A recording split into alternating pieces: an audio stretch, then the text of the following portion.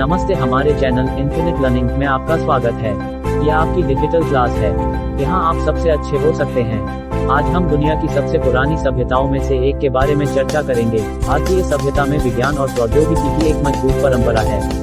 प्राचीन भारत ऋषियों और संतों की भूमि के साथ साथ विद्वानों और वैज्ञानिकों की भूमि भी थी।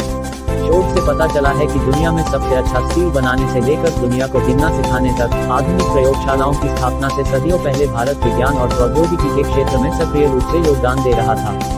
प्राचीन भारतीयों द्वारा खोजे गए कई सिद्धांतों और तकनीकों ने आधुनिक विज्ञान और प्रौद्योगिकी के मूल सिद्धांतों को बनाया और मजबूत किया है। जबकि इनमें से कुछ महत्वपूर्ण योगदानों को स्वीकार किया गया है, कुछ अभी भी अधिकांश के लिए अज्ञात है। तो कृपया इस वीडियो को निर्बाध रूप से जारी रखें और अति प्राचीन युग से हमारे योगदान को जानें। यदि आप वीडियो पसंद करते हैं तो कृपया हमारे चैनल को सब्सक्राइब करें और अधिक रोचक सीखने या शैक्षिक वीडियो अपलोड होते ही सूचित करने के लिए घंटी आइकन दबाएं। देखने के लिए धन्यवाद। वैदिक काल में भारत ग्लोब पर सबसे उन्नत राष्ट्र था और महान ऋषि वैज्ञानिकों की भूमि थी, जिन्होंने विज्ञान और चिकित्सा के क्षेत्र में बहुत योगदान दिया था। आज हम सब इस स्थिति में हैं कि हर आविष्कार पाश्चात्य जगत में पाया जाता है, लेकिन हजारों साल पहले भारत के स्वर्ण युग में भारतीय ऋषियों के पास ऐसा ज्ञान, विचार और आविष्कार था जिसकी आज के आधुनिक युग में हम कल्पना भी नहीं कर सकते। आज आधुनिक समय के वैज्ञानिक अपनी तकनीक को आविष्कार के रूप में प्रस्तुत करते हैं, लेकिन ये प्राचीन जानकारी के आधार पर केवल पुनः आविष्कार या नवाचार है। आचार्य कनाद एक भारतीय वैज्ञानिक और दार्शनिक थे और भारतीय दर्शन के वैशेषिक स्कूल के संस्थापक थे, जो प्राचीन भारतीय भौतिकी, परमाणु और ब्रह्मांड की प्रकृति का प्रतिनिधित्व करते थे। उन्होंने परमाणु के अपने शोध पर एक पुस्तक लिखी और परमाणु सिद्धांत के जनक के रूप में प्रसिद्ध हुए। कहा जाता है कि आचार्य कनाद का जन्म 600 BC द्वारका, गुजरात में। कनाद का मूल नाम कश्यप था। बचपन से ही संत कनाद को सूक्ष्म विवरण जानने और सभी चीजें कैसे काम करती हैं, यह जानने में बहुत रुचि थी।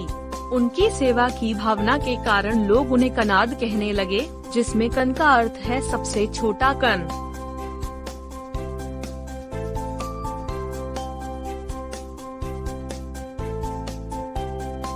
आचार्य कनाद इस ग्लोब पर पहले व्यक्ति थे जो परमाणुओं और अणुओं के बारे में बात करते थे। कनाद ने ही कहा था कि परमाणु एक अविभाज्य कण है। सिद्धांत उसके दिमाग में तब आया जब वह बस चावल से भरे हाथों से चल रहा था। जब वह चावल के कणों को तोड़ रहे थे तो उन्होंने देखा कि सबसे छोटा कण आगे विभाजित नहीं हो रहा था और इस प्रकार उस पदार्थ का विचार अस्तित्व में आया जिसे आगे विभाजित नहीं किया जा सकता है। उन्होंने इसे परमाणु कहा। वह आगे यह भी कहता है कि जब दो परमाणु अणु संयुक्त होते हैं तो एक बाइनरी अणु बनता है। इस सिद्धांत के द्वारा उन्होंने अवधारणा की कि यह केवल परमाणुओं के विभिन्न संयोजन हैं जो विभिन्न पदार्थों का निर्माण कर रहे हैं। फिर उन्होंने इस विचार को सामने रखा कि गर्मी जैसे अन्य कारकों की उपस्थिति में रासायनिक परिवर्तन उत्पन्न करने के लिए परमाणुओं को विभिन्न तरीकों से जोड़ा जा सकता है। उन्होंने यह भी कहा कि परमाणु दो अवस्थाओं में मौजूद होते हैं, गति की अवस्था और परम विश्राम। इसके बाद ग्रीक दार्शनिक ल्यूसिपस और डेमोक्रिटस ने भी परमाणु सिद्धांत की व्याख्या की, लेकिन डाल्टन के सिद्धांत के आधार पर। आज भी कनाद के सिद्धांत को अन्य दार्शनिकों की तुलना में उन्नत सिद्धांतों में से एक कहा जाता है।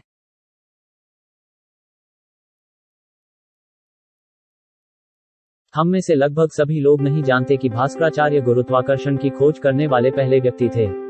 हमने आमतौर पर सुना और सिखाया गया था कि गति का पहला नियम सर आइजक न्यूटन द्वारा खोजा गया था, लेकिन वास्तव में गुरुत्वाकर्षण के नियम का वर्णन भास्कराचार्य ने 11वीं शताब्दी में अपनी एक पुस्तक सूर्य सिद्धांत में किया था।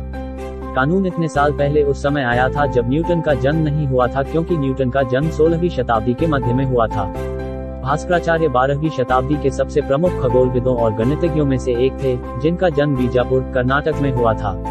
पुस्तक के एक श्लोक में उन्होंने उल्लेख किया है कि पृथ्वी जो आकार में गोलाकार है या केंद्र में है, वह धारणात्मकम शक्ति के कारण है जो पृथ्वी को गिरने से रोकती है। मध्ये सामंतस्य भूगोलो व्योमनि तिष्ठति विभ्रनः परमः शक्तिं ब्रह्मणो धारणात्मकम।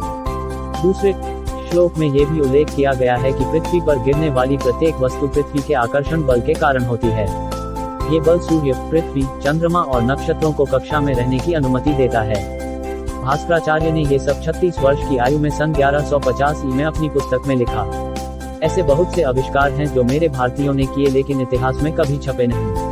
वह सर्वश्रेष्ठ ज्योतिषियों में से एक थे जिन्होंने पृथ्वी की चीजों की भविष्यवाणी की और अपनी पुस्तक में गुरुत्वाकर्षण को गुरुत्वाकर्षण शक्ति के रूप में वर्णित किया। भास्कराचार्य के बाद कई खोजों ने गुरुत्वाकर्षण की खोज की, लेकिन आज भी न्यूटन का नियम सख्त स्थिति में है क्योंकि उन्होंने गुरुत्वाकर्षण के संबंध में कुछ अतिरिक्त जानकारी साझा की।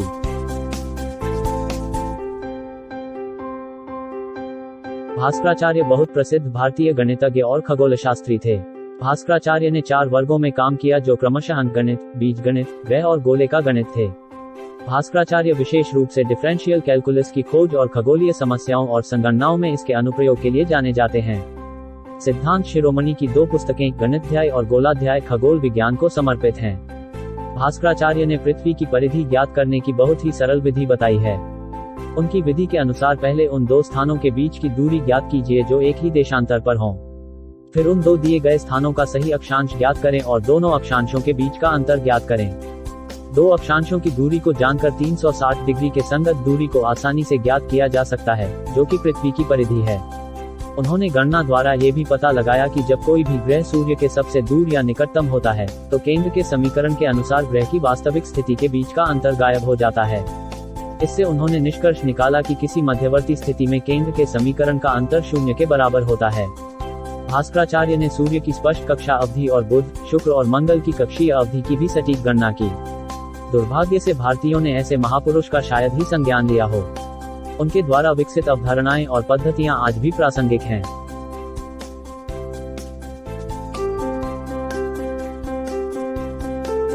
आचार्य आर्यभट्ट भारतीय गणित और भारतीय खगोल विज्ञान के शास्त्रीय युग के पहले गणितज्ञ खगोलशास्त्री थे। आर्यभट्टीय पर उनका प्रमुख कार्य बहुत सफल रहा। ये भारतीय गणितीय साहित्य में व्यापक रूप से संदर्भित है और आधुनिक समय तक जीवित रहा है। आचार्य आर्यभट्ट ने ठीक ही कहा था कि पृथ्वी अपनी धुरी पर प्रतिदिन घूमती है। आर्यभट्टीय ग्रंथ गोला अध्याय के पहले अध्याय में इसकी बहुत अच्छी तरह से व्याख्या की गई थी। उन्होंने ये भी कहा कि तारों की गति सिर्फ इसलिए देखी जा रही है क्योंकि पृथ्वी घूम रही है। उन्हें सौर मंडल के भूकेंद्रित मॉडल की व्याख्या करने में भी सफलता मिली। उन्होंने समझाया कि सूर्य और चंद्रमा प्रत्येक ग्रहों द्वारा चलाए जाते हैं जो बदले में पृथ्वी के चारों ओर घूमते हैं। ग्रह की स्थितियों और अवधियों की गणना समान गतिमान बिंदुओं के सापेक्ष की गई थी। उन्होंने कहा कि बुध और शुक्र पृथ्वी के चारों ओर सूर्य की गति के समान गति से घूमते हैं। वे ग्रहणों को पृथ्वी पर पड़ने वाली छायाओं के रूप में समझाने में भी सफल रहे। उन्होंने समय की इकाइयों या नाक्षत्रीय घूर्णन का भी उल्लेख किया कि पृथ्वी को एक चक्कर पूरा करने में 23 घंटे 56 मिनट और 4.1 सेकंड लगते हैं और नाक्षत्र वर्ष में 365 दिन 6 घंटे 12 मिनट और 30 सेकंड होते हैं, जो बदले में प्रत्येक में एक अतिरिक्त दिन जोड़ता है। 4 साल बाद जिसे लीप ईयर कहा जाता है। कैलेंडरिक गणना जो उनके द्वारा तैयार की गई थी, अभी भी भारत में हिंदू कैलेंडर को ठीक करने के लिए व्यवहारिक उद्देश्यों के लिए उपयोग की जा रही है। भारत के पहले उपग्रह आर्यभट्ट और चंद्र क्रेटर आर्यभट्ट दोनों का नाम उनके सम्मान में रखा गया है।